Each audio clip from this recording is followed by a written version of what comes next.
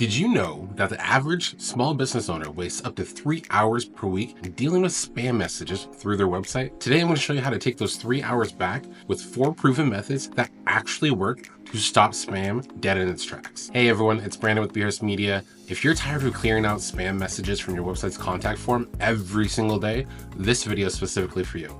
As someone who has helped hundreds of small business owners protect their websites, I'm going to share with you the exact methods that we use to keep spam bots away. And the best part, most of these solutions are either free or incredibly affordable. Before we dive into the solutions, let's understand why this is such a big problem. 1, spam messages interrupt your workflow. They clutter your inbox with useless information. They waste valuable time you could be spending on actual customers. And worst of all, spam is becoming more sophisticated every day.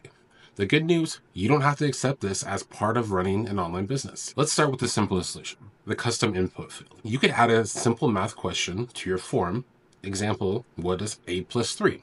The pros, it's easy to implement and completely free. The cons, it needs regular updates to stay effective. Okay, so I'm going to show you a quick way you can do this to make it super easy for you and not have to worry about it. First off, we're going to go into our form builder, and I'm using Fluent Forms on a WordPress website.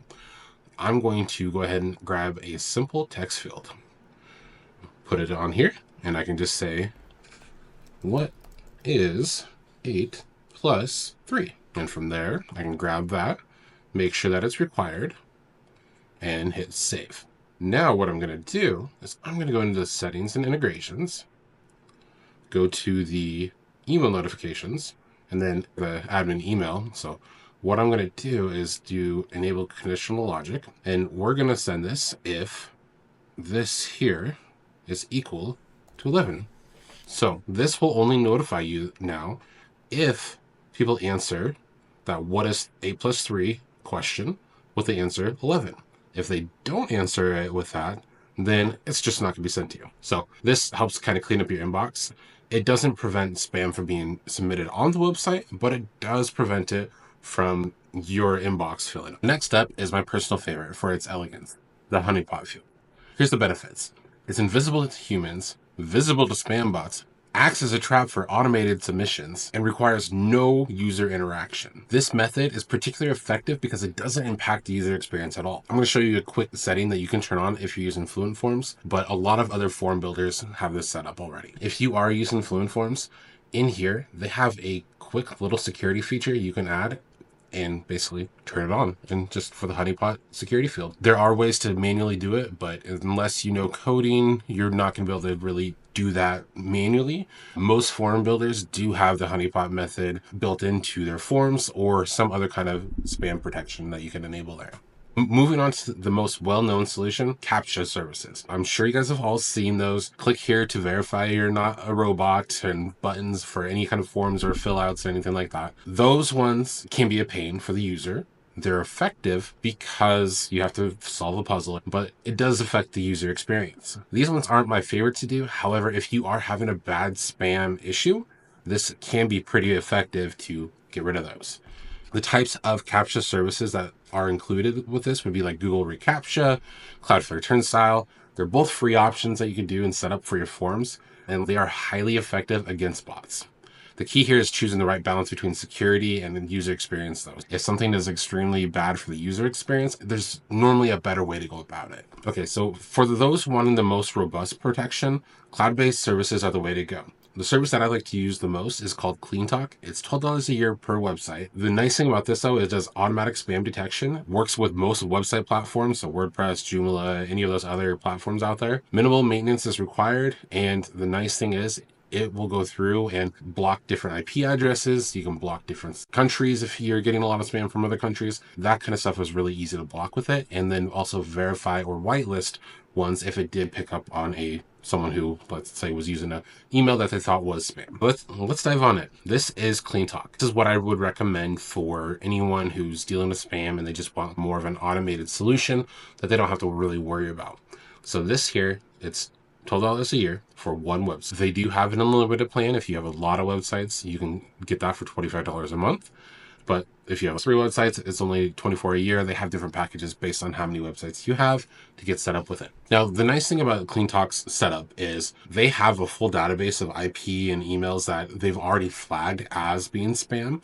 So anytime an IP address goes to your website that is a bad actor, like a spam bot, they will be blocked right away based off the IP address there, and they're not going to go through your forms. The user experience here is great. There's no CAPTCHA, no questions they have to answer. They don't have to do any puzzles, none of that kind of stuff. It's all done on the back end, so you don't have to worry about it. If you set it up for your website, it will work for all forms on your website, so you don't have to do it on a per form basis as well. One of the nice things about it too is, since it is a cloud-based service, is if they start seeing like new types of spam coming through in a different way, because as technology evolves, things can change, but they will stay on top of it and push those updates to it without you having to do anything with it. And like I said, that database of all of the different IP addresses and emails that they have already done, that's evolving on a daily basis, meaning it's constantly being updated and helping block spam. The ones that we have this set up on for websites, very few spam gets through unless it's an actual person going in there and typing it out. So it blocks all of the different bots out really well. Let's talk implementation. Here's what I'm going to recommend you do. You don't have to go straight to that cloud-based service. I personally do it for all of my clients because I know how well it works. However, if you're just getting a few spam messages here and there, you can start with the honeypot method as your baseline. See how it's working, and if you're still getting some spam popping through, you can combine that either with a CAPTCHA, like solving a puzzle, which is a free service, or do the cloud-based service like CleanThought, which is that $12 a year service that you just set up and let it be. I will say this, regular monitoring and adjustments will be needed with any kind of setup you do. If you are finding that some things are getting marked as spam that isn't spam, or some things are being marked as clean or not, there are a few different things you can go into on the back end and just whitelist this IP address or whitelist this email to make it so it doesn't block it out.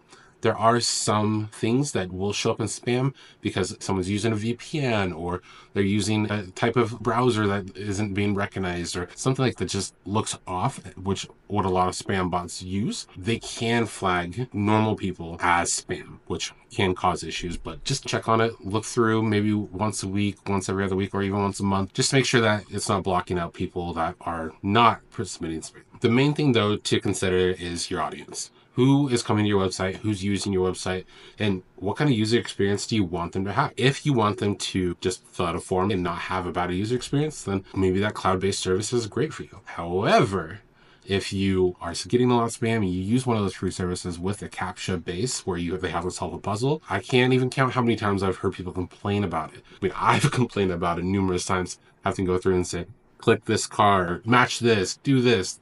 All I want to do is fill out the form, and most of the time it takes a lot to get someone to fill out a form on a website. So unless they have to do it, it's really easy for them to just bounce off if they have to also solve some dumb puzzle. So take it with a grain of salt. That's my opinion.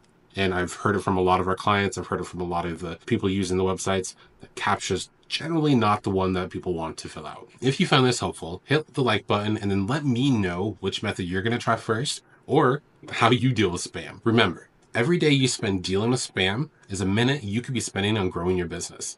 Implement these solutions today, take back control of your inbox, and if you need help with it, reach out.